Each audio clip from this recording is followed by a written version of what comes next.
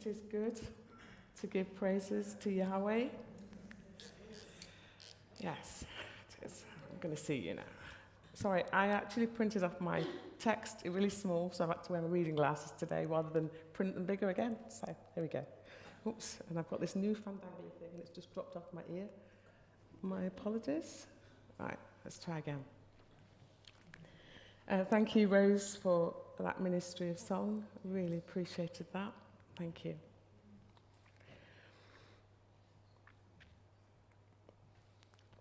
I love Hollywood movies, particularly the ones that are those that start with a guy that's sort of going off to war and his girlfriend or his fiancée. And the scene sort of is set where they're on the platform and there's this great emotional hug and teary sort of goodbye, and the guy gets on the train, and the young lady's standing on the platform and she's beside herself and she's wondering if her man's coming back from war. There's that unspoken question, will I see him again? That heart-wrenching, devastating separation of loss as the train pulls out of the station. Such emotion. I liken that to the words that Yeshua said to his friends, I'm going away. But I'm coming back. You can imagine Yeshua saying that to his disciples. They'd been with him for three and a bit years, and he's decided that he's leaving. Yeshua said, I'm going away, but I will come back. I will come back. Going back to the film, usually the theme then unfolds around the chap. Is he coming back? What will he be like? Will he have all his limbs after he's been at war? Will he suffer from the post-traumatic distress disorder? Will I remember him? What will he be like? Will he have all his limbs? I'm here to tell you today, with absolute confidence, that our hero is coming back. He is coming back. Now, Andre Kraut said, like he said he would, he's coming back for me. He told us he's coming back. He's coming back for me. I don't know about you. Is he coming back for you? Right, okay. So he will have acquired some battle scars. There will have been in his hands and on his feet. But you know what? He won't be suffering any traumatic associated stress related to the war, because you know what? He will have won. He will have won. He will be the victor when he comes back.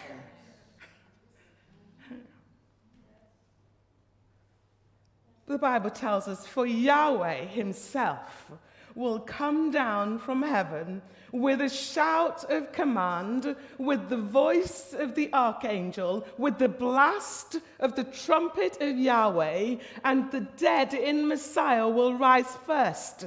Then we who are alive and remain on the earth will simultaneously be caught up, raptured together with them, the resurrected ones, in the clouds to meet Yahweh in the air. And so we will always be with Yahweh. This descriptive account of Yeshua's second coming displays his regal splendor. His authority demonstrates his strength and his power, and there will be no mistaking him when he comes. The Bible tells us every single person in the world will see him. 8 billion people, I quickly checked on Google this morning, 8 billion people, every single person in this world will see Yeshua when he comes. If you're not startled by the trumpet that will blast, there's got to be something wrong when Yeshua comes back. I say to you, brothers and sisters, don't get caught out. He will come back. David says in his writings, this is my text, Yahweh has spoken once. Twice I have heard this, that power belongs to Yahweh. Also to you, O Yahweh, belongs loving kindness and compassion, for you compensate every man according to the value of his work. Amplified version. One thing Yahweh has spoken, two things I have heard. Power belongs to you, Yahweh, and with you, Yahweh, is unfailing love, and you reward everyone according to what they have done. This is my text. You see, David sees that Yahweh's nature is power. Strong says it's majestic praise, it's boldness, it's loud, it's mighty, it's strength. But with Yahweh's power is strength. And I'd like us to try and see today what David learned, that Yahweh is strong and Yahweh is loving, is merciful, Mercy translates one of those great words of the Old Testament, hesed. And it would be better translated love, loving kindness, or loyal love.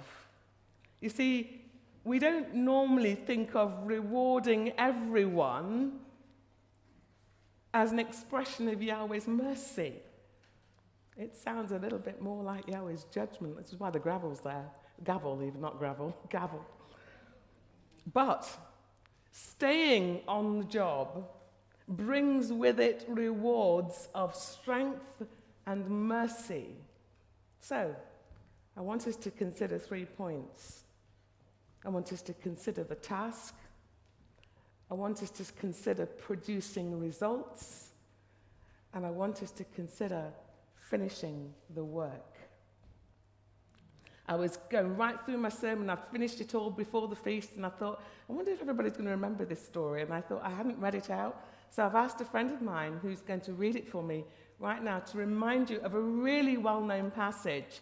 But I think it's important to read it in context of this message today. So thank you, Rachel. I think somebody was bringing you the mic. Do you have that? Thank you. Yes, please. Again, it will be like a man going on a journey, who called his servants and entrusted his wealth to them. To one he gave 5 bags of gold, to another 2 bags, and to another 1 bag, each according to his ability. Then he went on his journey. The man who had received 5 bags of gold went at once and put his money to work, and gained 5 bags more. So also the one with 2 bags of gold gained 2 more. But the man who had received 1 bag went off, dug a hole in the ground, and hid his master's money. After a long time, the master of those servants returned and settled accounts with them. The man who had received 5 bags of gold brought the other 5. Master, he said, you entrusted me with 5 bags of gold. See, I have gained 5 more. His master replied, well done, good and faithful servant. You have been faithful with a few things. I will put you in charge of many things. Come and share your master's happiness. The man with 2 bags of gold also came. Master, he said, you entrusted me with 2 bags of gold, and see, I have gained 2 more. His master replied, well done, good and faithful servant. You have been faithful with a few things. I will put you in charge of many things. Come and share your master's happiness. Then the man who had received 1 bag of gold came. Master, he said, I knew that you are a hard man, harvesting where you have not sown and gathering where you have not scattered seed. So I was afraid, and I went out and hid your gold in the ground. See, here is what belongs to you. His master replied, you wicked, lazy servant. So you knew that I harvest where I have not sown and gather where I have not scattered seed? Well then, you should have put my money on deposit with the bankers, so that when I returned, I would have received it back with interest. So, take the bag of gold from him and give it to the one who has 10 bags. For whoever has will be given more, and they will have an abundance. Whoever does not have, even what they have will be taken from them. And throw that worthless servant outside into the darkness, where there will be weeping and gnashing of teeth. Thank you very much for that reading. Yeshua, after explaining the need to be in constant readiness for his return and to be watchful, and we heard that at the earlier feast, in the earlier messages, Matthew 24, and right through to Matthew 25, there's a whole remit of information that Yeshua is pouring out to his disciples and all his listeners. Be careful, be on watch, etc., etc. And immediately Yeshua goes straight into this parable and starts a new one. A man went on a journey. He called his servants and entrusted them to his property. Now, historically, records revealed that it was quite usual. It wasn't so unusual for Jewish people to own slaves. If we talked about that in the 21st century, we would be very unhappy. But it was the norm then, right? And Yeshua often referred to slaves and owners in parables. It was Yeshua's way of connecting with his audience, talking about something that was familiar. This is not going to work very well. To them. Earlier in the scriptures, we find Eliezer of Damascus. He was the trusted servant of Abraham. He was the chief of all the servants. Abraham had 318 trained servants in his household. He would have inherited Abraham's fortune if Ishmael and Isaac had not been born. It was actually common practice in those days for couples that didn't have children to give their fortunes to an heir. And Eliezer would have been that if they hadn't been born. So actually, it's quite the norm for Yeshua to be using an illustration that people understood about in that time, right? It's dropping off again. Sorry about this. So let's consider this story. The servants were going to be entrusted with the master's goods. What is the objective of this first point? To put to use what the master gave. And the strategy was investment. So, a talent, we're thinking about talents now, was a unit of weight of approximately 80 pounds. 36 kilos, and when used as a unit of money, was valued for the weight of silver. As a unit of currency, a talent was worth 6,000 denarii.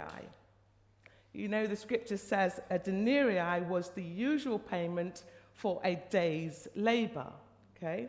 So at 1 denarii per day, a single talent was therefore worth 20 years' labor, assuming a 6-day working week because nobody worked on the Sabbath.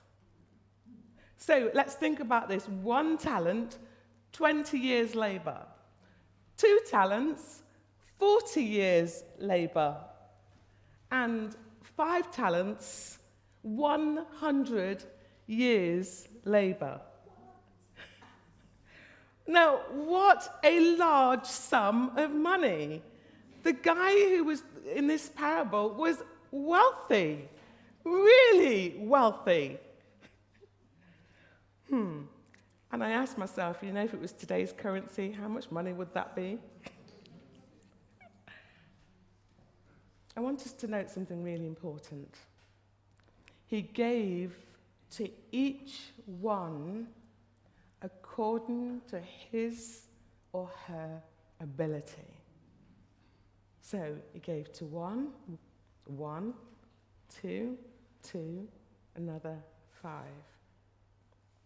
It was specific and intentional. No one was excluded from the master's generosity.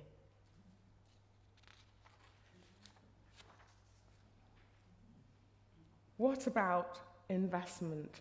Put to use what the master gave. How could I increase what I have been given to produce a bountiful harvest for the master?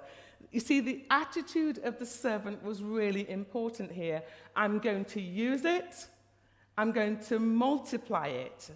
We're not told what they did, except that they doubled what they were given. So let's make an application to ourselves, because that's the story Yeshua was teaching at the time. Let's make an application to ourselves. What of us? We're not talking about money now. We're talking about talents, inherited talents. So a natural talent is the result of genetics. So my mum and my dad got some gifts that hopefully I've got some of those as well. Think about somebody like Diana Ross. Diana Ross is a singer, from the 60s. Everybody kind of knows her name. And her daughter, Tracy Ellis Ross, she also sings. She's a comedian, but she sings as well. It's genetic. It runs in the family. It's not just genetic, but it can be trained as well. You can have training. So some of us have natural ability in music, in art, in dancing, in media, in computing, in all kinds of things. Gifts and talent that I think come from birth, from our parenting. But there is also another interesting person in the scriptures that tell us that it's not just genetics, it's also something that Yahweh can give to us. I don't know if this is going to keep annoying me all the time. It's not working. You have to...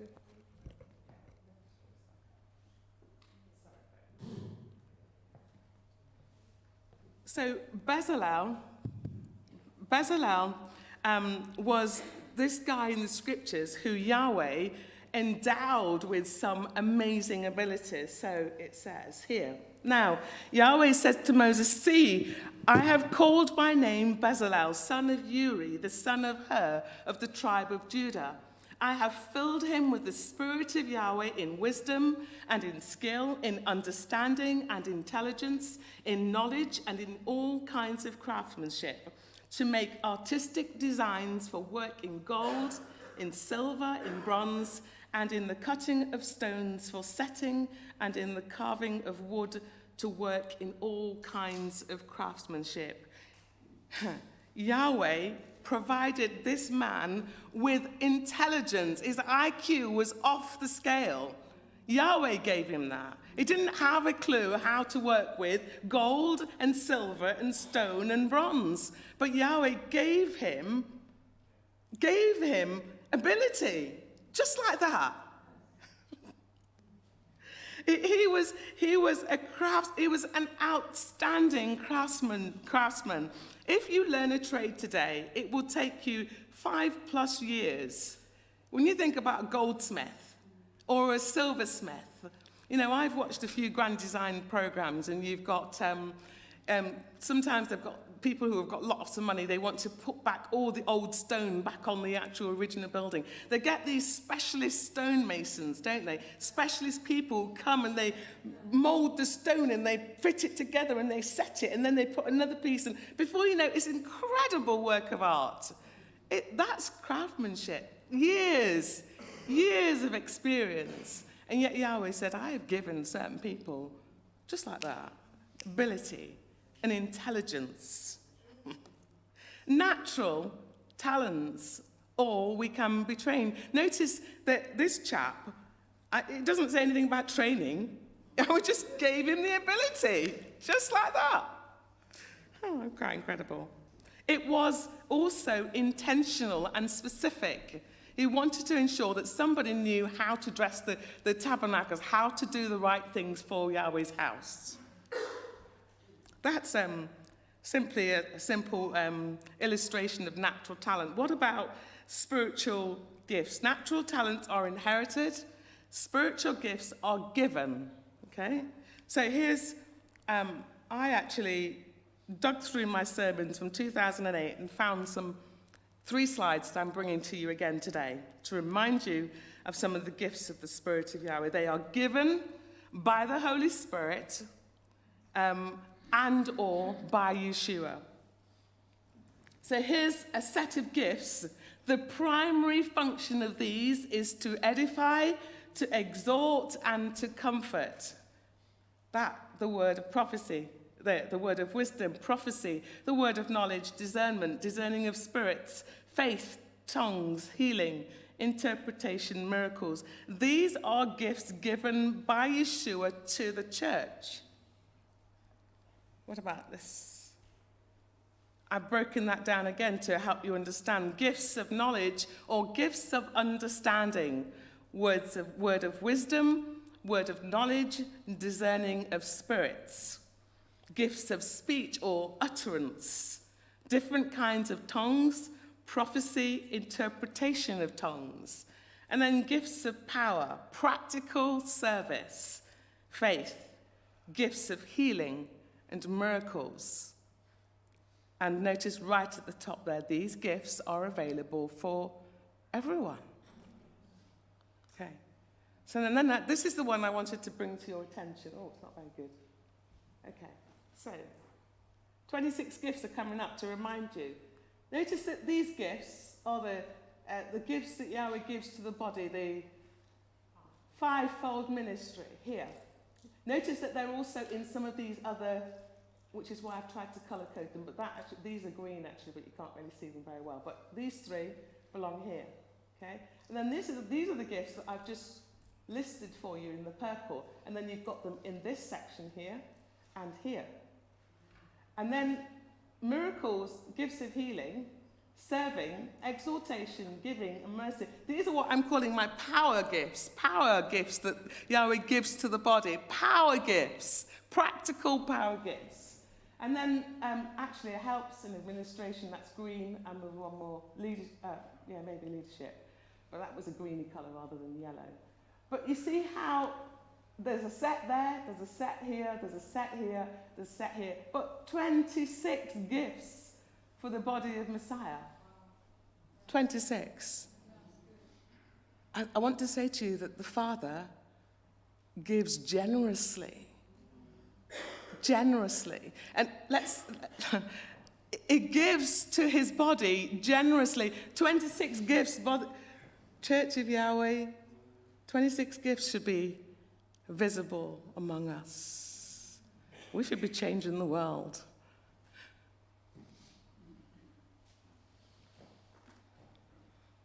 We are only recipients of these gifts through salvation. I cannot work for them. I cannot earn them. They are given to us from Yeshua, from the Holy Spirit. I found this interesting statement that I just want to read and leave it with you. I'm not making too much comment to it, but here it says this. A difference between a spiritual gift and a natural talent is that natural talent can be developed with continuous practice, whilst a spiritual gift cannot and is given with surprise. Interesting word. Spiritual gifts are always unexpected, and when a person receives it, they are already good at it right away, even if they are not trained for it. This is how powerful the Holy Spirit is in giving spiritual gifts. I'll leave that one with you. So, this is about us investing what the Master gave. And here are three notable similarities between the talents and spiritual gifts. Both are gifts from Yahweh. Both are effective in use, or grow in effectiveness with use, and both are intended to be used on behalf of others and not for selfish gain. And I want to give you a moment to think about that with this animated slide that I've done.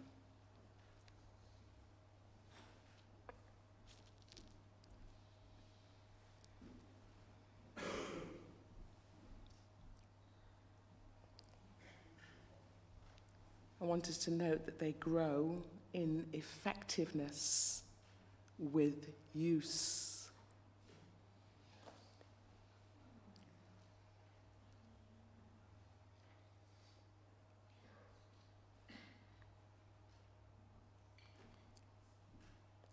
Let me move on to my second point. What's the objective to producing results? The servants should be working whilst they are waiting for the master's return. And I'm going to focus on the third servant in the parable today. This is where David's remark rings true. He says, I've learned two things, that power and mercy are in your hands. Power belongs to Yahweh, and with you, Yahweh, is unfailing love, and you reward everyone according to what they have done. There is a reward for us all, you know. There is. And so, the master in this story is likened to Yeshua. And Yeshua, by extension, is likened to Yahweh. And I want to use them interchangeably in this little section here. He was a multi-billionaire or a trillionaire. And if we think about Yahweh, powerful yet merciful. So let me follow Yeshua's pattern and digress very slightly and bring some thought to this idea.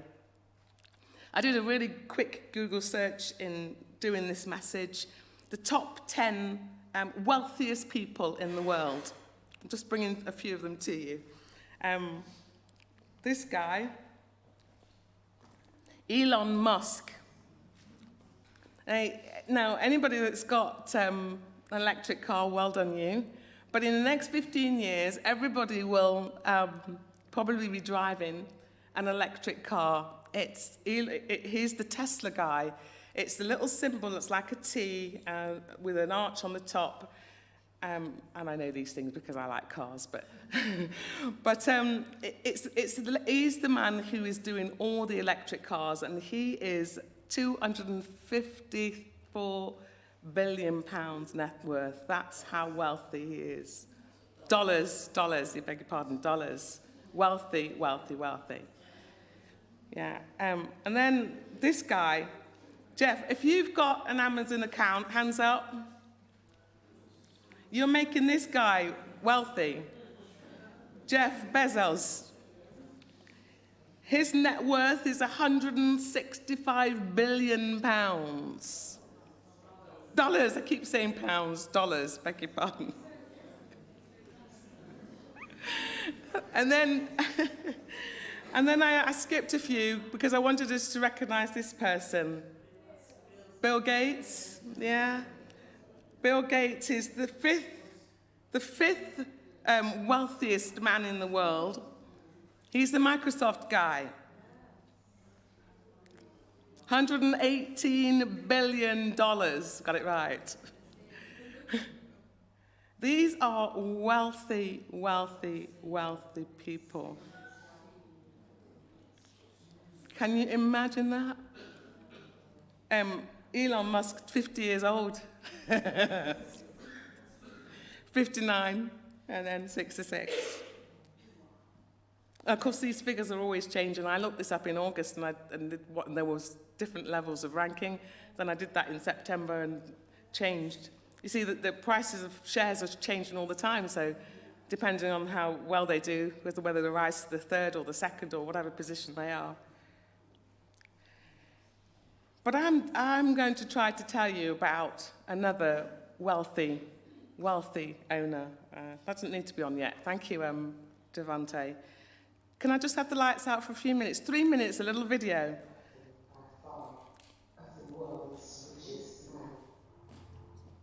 His name is Yahweh. Look him up, see if you can find him.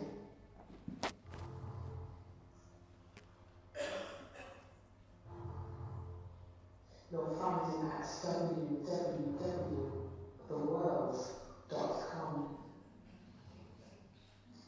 In the faces of everyday people, a picture of you in the mirror. A ray of sunshine bursting through the trees, and multifaceted snowflake, not one ever produced exactly the same. The stars that twinkle every night, the sunrise and the sunset, the showers of rain, the breeze that blows, the storm clouds and the rain. Job ably tells us, ask the animals and they will teach you, or the birds in the sky and they will tell you, or speak to the earth and it will teach you, or let the fish in the sea inform you. Which of these does not know that the hand of Yahweh has done this? In his hand is the life of every creature and the breath of all mankind.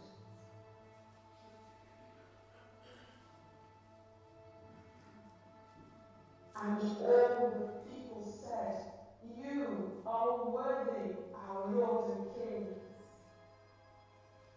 to receive glory and honor and power, for you created all things.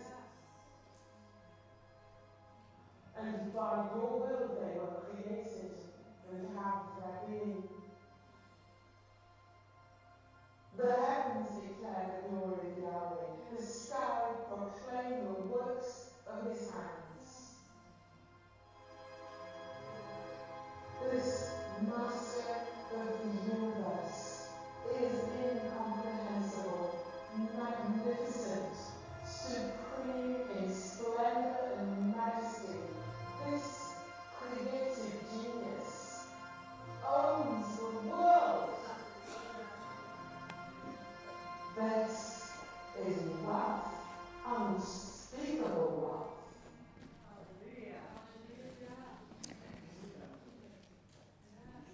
Those wealthiest men of our world has nothing on our great master.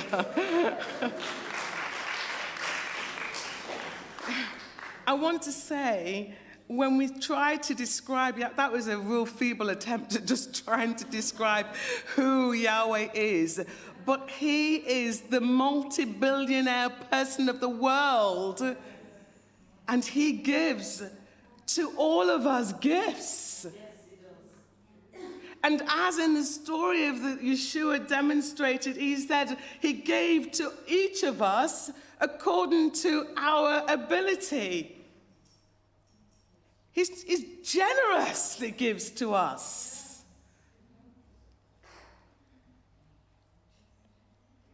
And I ask you, what are you doing with the gifts that the Master gives to you?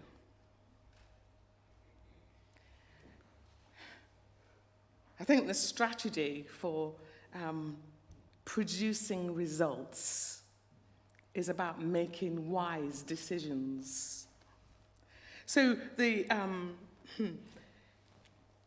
two who came back and doubled their money, well done, the commendation was well done, good and faithful servant. You have been faithful over a little, I will set you over much. They were considered faithful, remaining. Continuance is an interesting word. Remaining in the same position, remaining in the same place, remaining in the same conditions, working for the Master, producing something. Continuance. Same, but producing something. You see, I was under this misapprehension that the one talent, because we are limited with our English language, we think one talent. I always wondered why did the third servant decide to dig a hole and put one talent in the ground? That doesn't make any sense. But in reality, it was a lot of money. It was a wealthy owner that Yeshua was talking about. And earlier we said 20 years' wages. That's a lot of money. Let me just read something that I just took off some notes that I was looking at. The third servant in Matthew's version was condemned as wicked and lazy because he could have deposited his talent with the bankers, literally the people who counted the money. Just as the bankers were originally those who sat at a bench in the Greek, that they say. The Cambridge Bible for School and Colleges notes that this was the very least the slave could have done, as to make money in this way required no personal exertion or intelligence. And John Bengal commented that the labor of digging a hole and burying the talent was greater than the labor involved in going to the bankers. You see, the servant was entrusted with the master's wealth.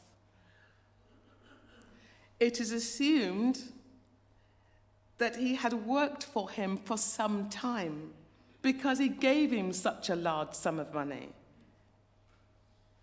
And it is also something that I noted that he was well acquainted with what the master expected. I knew you were a hard man. He knew his master.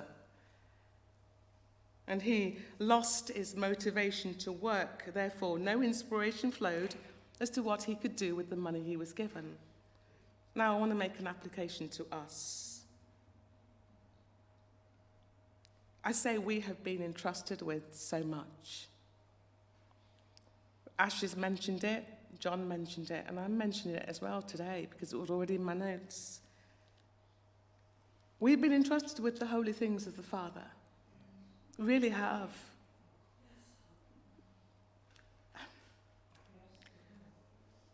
We've been entrusted with the Sabbath day. We have. And over the years, we've been entrusted with the feast days. We have. And over the years, we've been entrusted with the names. And over the years, maybe.